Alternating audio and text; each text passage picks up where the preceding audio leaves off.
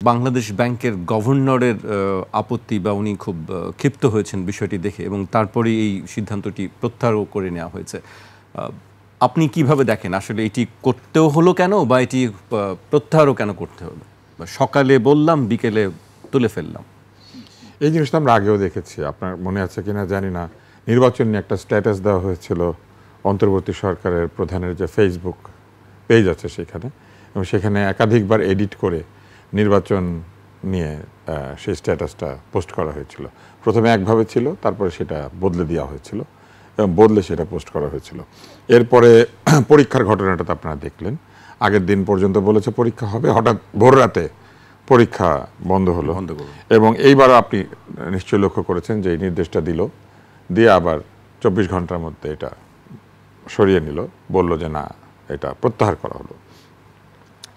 প্রথম বিষয় হচ্ছে বাংলাদেশ ব্যাংকের গভর্নর সাহেবকে না জানিয়ে ব্যাংকের সবার পোশাক নির্ধারণ করে দেওয়া হয়েছিল।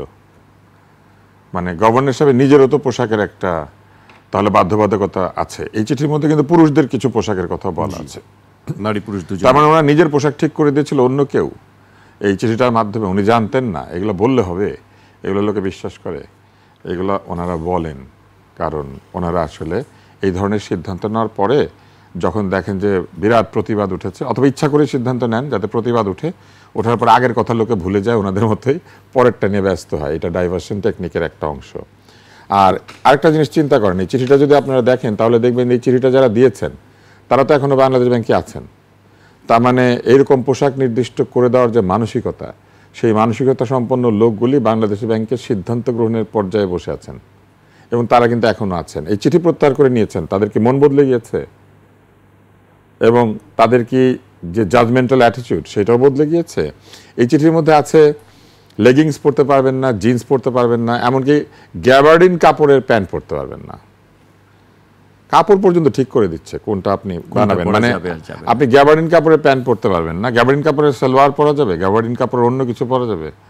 মানে আপনি ঘটনাটা লক্ষ্য করবেন। এবং তারপরে বলা হয়েছে শালীন মনে হইতে হবে। এই শালীন যে এটা কে বিচার করবে? এই বিচারের কমিটি নাকি আছে কেউ? প্রত্যেকদিন কে শালীন আর কে অশালীন এটা তারা ওখানে বসে বসে বিচার করবেন? এটা তাদের কাজ। তারপর আরেকটা মজার জিনিস বলেছেন, শালীন যদি মনে না হয় তাহলে বিভাগীয় ব্যবস্থা নেওয়া হবে। শৃঙ্খলা ভঙ্গ। বাংলাদেশ ব্যাংকের শৃঙ্খলার মধ্যে এই পোশাকের মেটেরিয়াল আছে গ্যাবার্ডিন। মানে গ্যাবার্ডিন একটি শৃঙ্খলা ভঙ্গকারী কাপড়। তাহলে এটা যদি বাংলাদেশ ব্যাংকের শৃঙ্খলা ভঙ্গকারী কাপড় হয়, বাংলাদেশের সকল যে সরকারি অফিস আছে সব জায়গাতেই তাহলে এটা শৃঙ্খলা ভঙ্গকারী হওয়ার কথা। আরেকটা বিষয় আছে, সেটা হচ্ছে সবখানি এটা অশালীনও হওয়ার কথা। এখন একটা কাপড়ের কোয়ালিটি বা কাপড়ের বয়নের যে বিশেষত্ব, সেই বিশেষত্বের উপর ভিত্তি করে একজন শালীন এবং অশালীন বিবেচিত হবেন এবং শৃঙ্খলা ভঙ্গের অপরাধে তার বিচার আচার হবে। এখন এইখানে ধরেন যেভাবে নির্দেশটা দেওয়া হয়েছে, এই শালীন অশালীনের জায়গাটা কিন্তু একটা অ্যাবসার্ড বিষয় এবং একটা অ্যাবস্ট্রাক্ট বিষয়। আমার যদি কোনো কিছু শালীন মনে হয়, আপনার কাছে সেটা শালীন মনে নাও হইতে পারে। আবার আপনার কাছে শালীন মনে হইলে আমার কাছে শালীন মনে নাও হইতে পারে। তাহলে তারা যেখানে বসে আছেন, এই কাদের দায়িত্ব সকালে গিয়ে বাংলাদেশ ব্যাংকে ঢুকে তাদের নিজেদের কাজ বাদ দিয়ে অন্যের পোশাক দেখা, কে কি কাপড় পরে এসেছে, কার হাতা কত লম্বা, কার হাতা কাটা, কার হাতা লম্বা, কার হাতা ফুল হাতা, কার পায়জামা টাকনুর নিচে আর কার পায়জামা টাকনুর উপরে, এইসব বিবেচনা করার জন্য ওনারা সরকারের কাছে বেতন নেন। ওনাদের আসল কাজ কোথায়? ওনাদের কথা ছিল ওনারা দুস্থ ব্যাংকগুলোকে সবল করবেন। কয়টা ব্যাংক সবল হয়েছে? ওনাদের কথা ছিল ওনারা এই যে মরে যাচ্ছে এনবিএফআইগুলি, যেগুলি রীতিমতো লুটপাট করা হয়েছে, অল্প কিছু টাকা দিলে এনবিএফআইগুলি নিজের পায়ে দাঁড়াতে পারে, সেই টাকা ওনারা দেন নাই। ওনারা কাকে টাকা দিয়েছেন ছাপিয়ে? ওই সে এসালমের ব্যাংকে আবার টাকা দিয়েছেন। এসালম চলে গিয়েছে কিন্তু ওনার ব্যাংকে টাকা পাওয়া বন্ধ হয় নাই। ওনার মালিকানা চলে গিয়েছে কিন্তু নতুন মালিকরাও এসে ওনার মতো করে সরকারের টাকা, রাষ্ট্রের টাকা পাচ্ছেন বাংলাদেশ ব্যাংক থেকে। আর এই যে গভর্নর সাহেব এই কথা বললেন যে উনি অত্যন্ত ক্ষিপ্ত হচ্ছেন, ওনার ভালো মানে উনি যে বলেছেন যেটা ঠিক হয় নাই, গর্হিত, তার মানে চিন্তা করেন এরকম একটা আদেশ ওনাকে না দেখিয়ে দিয়ে দেওয়া যায়। বাংলাদেশ ব্যাংকের মধ্যে IMF এর একটা অফিস আছে বলে আমি জানতাম, এখন আছে কিনা জানি না। ওইখানে যে বিদেশিরা যায় ওরা কি কাপড় পরে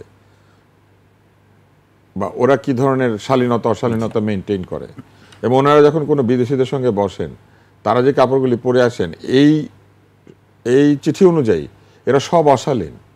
মানে বিদেশিরা যে বিদেশি মহিলারা বা বিদেশি পুরুষরা যদি পোশাক পরে আসেন তাহলে এরা কিন্তু অধিকাংশ অশালীনতার দায়ে অভিযুক্ত হবেন।